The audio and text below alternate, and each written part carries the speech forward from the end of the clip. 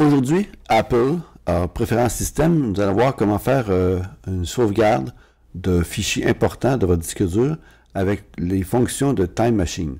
Alors, Time Machine est disponible via les préférences système. Alors, pour les trouver, vous allez par le menu Pomme, ici, préférences système.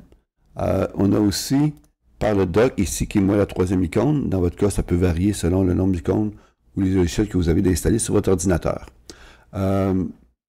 Maintenant,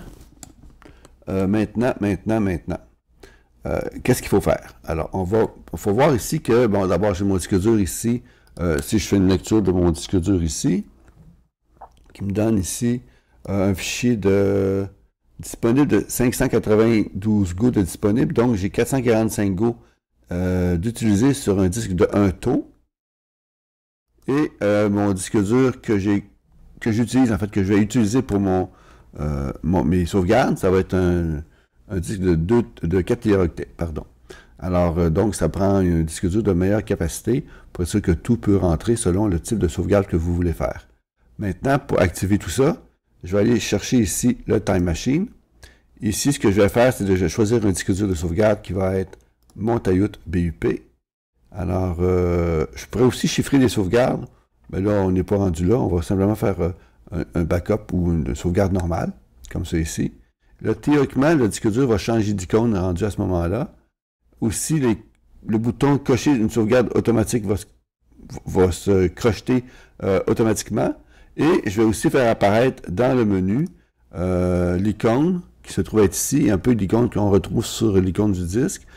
C'est comme une horloge avec une flèche circulaire. Alors maintenant, je vais montrer les options. Alors ici, dans le fond, j'ai déjà des options de base, en fait, parce qu'ici, dans le fond, on exclut ce qu'on ne veut pas sauvegarder. Alors, théoriquement, si vous débutez, en fait, ces éléments-là ne sont pas présents. Alors, vous ne faites pas de sauvegarde de votre disque dur de sauvegarde, bien entendu. Et le plus, c'est pour choisir des exclusions. Donc ici, mes exclusions vont être principalement mon disque d'application, parce que bon, tout ce qui est Adobe, c'est par rapport à ma licence, j'installe ça par défaut. Les autres applications aussi, c'est tous des trucs achetés ou légaux dans mon cas, donc je peux retourner sur les sites. Bon, en fait, c'est des paiements temps par mois, alors je réinstalle à partir de ma licence. Alors, à vous de voir ce que vous avez d'important. Peut-être que certains éléments pourraient être sauvegardés. Alors, à vous de voir.